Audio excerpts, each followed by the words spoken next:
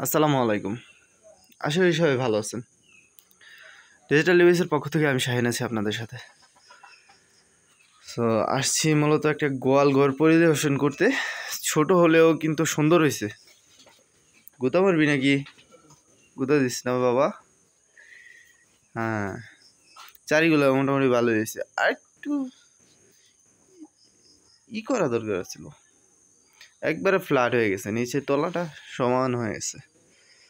So এইখানে যদি অল্প একটু থাকতো, এই যে মনে করেন এই যে নৌকার মতো, ঠিক আছে, এই কি বলে কার্ভ সিস্টেম, ঠিক আছে, এই যে এইখানে যেরকম ঢালাটা হয়েছে, ঠিক আছে, এইখানেও যদি এরকম ঢালটা হইতো তাহলে পানিটা এক জায়গায় জড়ো হইতো, এই গরুর খাইতে সুবিধা হইতো।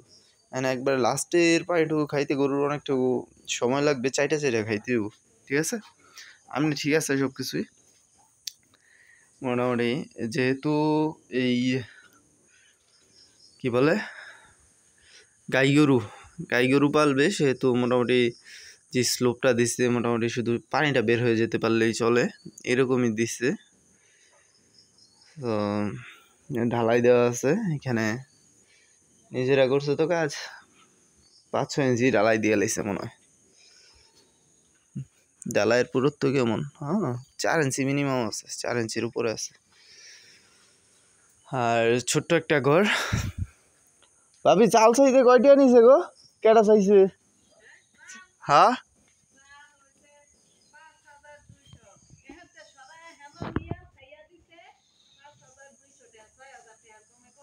কেডা লোকটা? ও, এই বেটারা ছোট হলেও গোয়ালঘরটা আমার কাছে সুন্দর হয়েছে। একবারে এই পাশে মনে করেন একটা বিশাল বড় ধান ক্ষেতের মাঠ, বন, ঠিক আছে। সো আলো বাতাস সব সময় এইখানে থাকবে।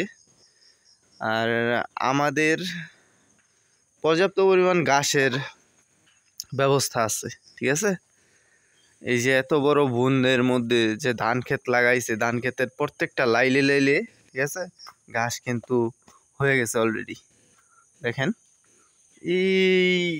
এইখান থেকে ওই মাথা প্রায় 1-1.5 কিলোমিটার হবে, ঠিক আছে।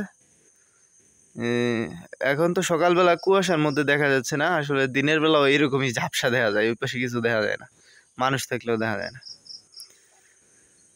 সো এই হচ্ছে কথা। আর গরুর এই যে পিছন দিয়ে একটা ড্রেন সিস্টেম রাখছে, যাতে গোয়ালের সব পানি বের হয়ে চলে আসে।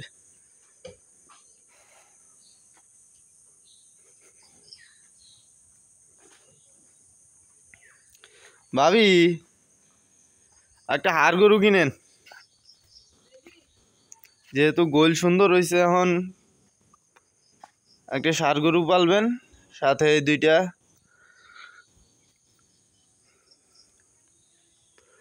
সো ভিডিওটা এতটুকুই। ভিডিওটা ভালো লাগলে অবশ্যই লাইক করবেন, কমেন্ট করবেন, শেয়ার করবেন, সাবস্ক্রাইব করবেন। সাবস্ক্রাইব করে পাশে থাকা বেল বাটনটি বাজিয়ে দিয়ে সাথেই থাকবেন। ধন্যবাদ।